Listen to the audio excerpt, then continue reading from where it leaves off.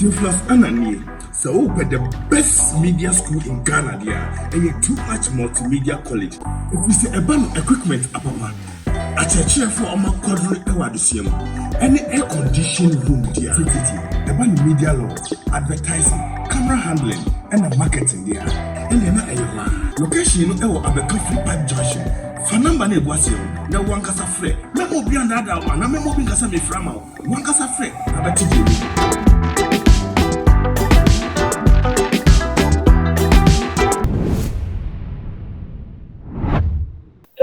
For any yensa aka arehosem bi a efi eye baby ani aba na ebusofo ensem no mo ya emu areho pa na de esie ene se woba kama bi an de abetodwa ene Jessica waware abrantie bi a esusu se na se nimfie wenimpa sen no ena sabre abrantie kroya sa kodinegu a enye asem ketwa na enjiremu kakra di ensem yi ho eba ye ene se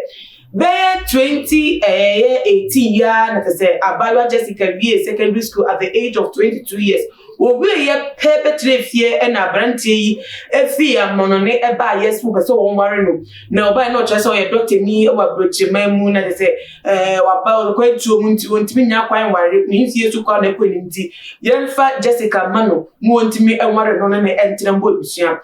awofo ka say you nanso pomumpa awade a oba ate ha ene obema sutu baby nti na se abrochima mu no te dia ene wonya wobabo ase na be ya wode oba ne bakoka ne ho wo ware ya na se wo mo eto aso akobo wo mo ebra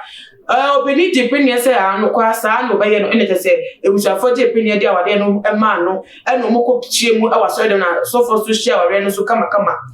ensi debi ebusafo aware ne ntwiti ase ko ni 2 years mu die abara Jessica ebrofita bi de wajibi pa wade okoye emu nikun fa ma na wosa bro neguso wo boni via na eja wasa dwunso ebusafo dwunso no dia fra drink dia ma Jessica se wonum na just ni nya ka punishment o de na efa aware mu na Jessica share ne ma nya yenyan wota ware we asecha won hwe ne se bibia to no na adwen krampo asai internet we fi ho no asane chi e dia kon ma menchen gra na eja o de ma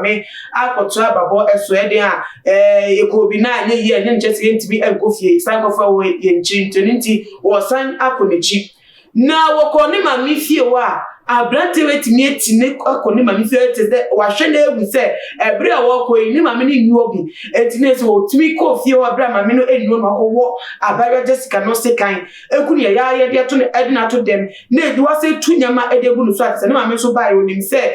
nyama na etu egu dem ti wo sisa sa na so ko hu se ne ba emu ene da se moja etwa ne hunya ehia na bi so fa we sem we di ohun bi wa record audio at so de report abrɛ no wa record audio kakra ba kotie na no di sem nkyerɛ mu owo na ye ba ebusafo ye de nsem no nto aso ka ho no ade aso mu sorry na 2 years ago na papa and I think so being introduced to my papa no na papa no be ware no na afia na we secondary school nti na won twe asomfo na man no so ye doctor if ahim kosi hi e ba Ghana I think so being introduced girl no e man no be ware no nti no within the course no cry I think say na pastor no kasa even the day of her wedding na o kasa was say ono de aware a obi boga abasa abewa no eje wasiga na okono ndo nti ase ba omne omukeka kosi ana akoye se guy ne se wa sha ase girl ni papers se girl ni bra buchi onko school obema bebehwe ni school ama wato school ni so but the age gap no was also an issue because the man was around in the 40s equal 50s while the girl was just 22 years eja yehu ni kosi a girl na tu akakotena ni kunu ni fie for some time na waba back unknowingly nkofo che say be man tibi bu na dwonso de man no mu nyinara and I think say afuno no wabeta ne ma me fie na wato anu ne ma me fie abewo ne sikan ekuna anapeya enwano ne adofo no ne kunu ne fie abrochra aba na mo che say oye ma asem na girl ne kotoe the girl no kotoe ni nya kasa kakra na no de obona ɛna ɛkyi ɔmaa no ɔde ɔduro nso ɔde fra drink maa no sɛ ɔnom nti girl no hwɛ na ne ɛkɔ n'ani enyan ɛna waba abɛtena ne maame nkyɛn nti ne maame nkyɛn na wabɛtena ne maame no kra ne sɛ ɔkɔ afuom aba no and I don't know how a guy got to know say obi ani fie no ba ya abedi girl na wu adwane akɔ a waku obi be free saa na yen same piece adwemu yare bi nha no there I don't really know because if you share age gap now there will also be some form of insecurity and some na ye bebre aye hunyan so agya yes in ye wawu no di for the girl is not alive to come and explain matters nti nye waka kyerɛ ne maame ne onam a waka ne no na yina ebe base on but ne what really happened between them at the last minute there aginyame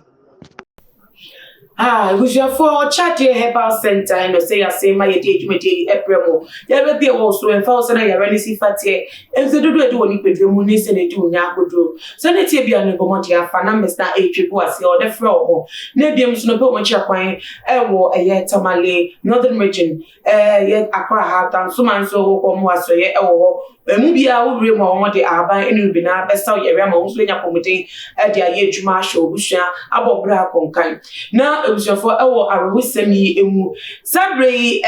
abayo ni munde police for akwa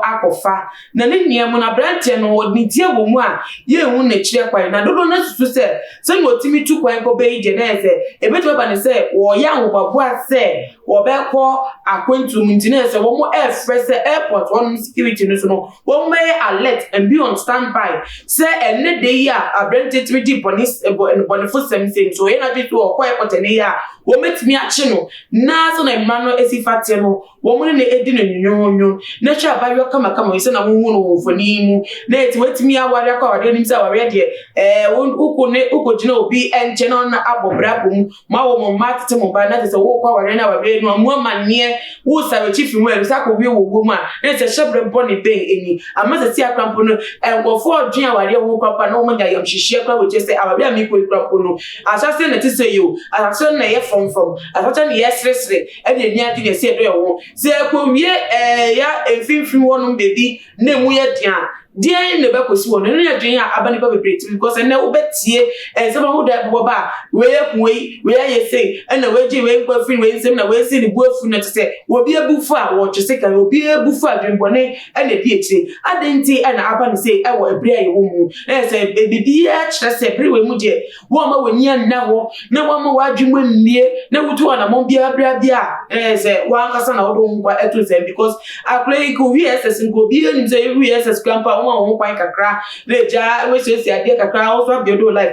me shop as wo ni edwuma bia nti na ye say want me am do any career for no akasa won tru wa we mu no akwete the next were dependent on member so there wo hu se wade ni ada no so no so no oni mu de ne kwan bia so no ohun se wo ye ne japade obetimi do aye de ope bia nti no and the bit member na tumi say one fast aboni bi say eni obeya just tumi hwe jonso pa jonso efra drink di mo bass won na just say papa ne fo sempen pa ensem eni but ni niam no we nhye in mind cry say wo ba wo hye brani awade mu enya awade nko na betimi ayeye wo mu enya awade nko enti no betimi gina enya awade mu nko na betimi akyese wo yo ba mu dabi enne ebiase my maso yakonya kakra e betimi dia build ya kase ho career wise e betimi ya build ya ho ya dream mu ye nti ase mu se de be ye ntu betimi akon kan na wo do ho ko to be ma so aware mu na eze rebi obi dia akodu be nka so obi ade betimi akoye self but share dia atu obi I will say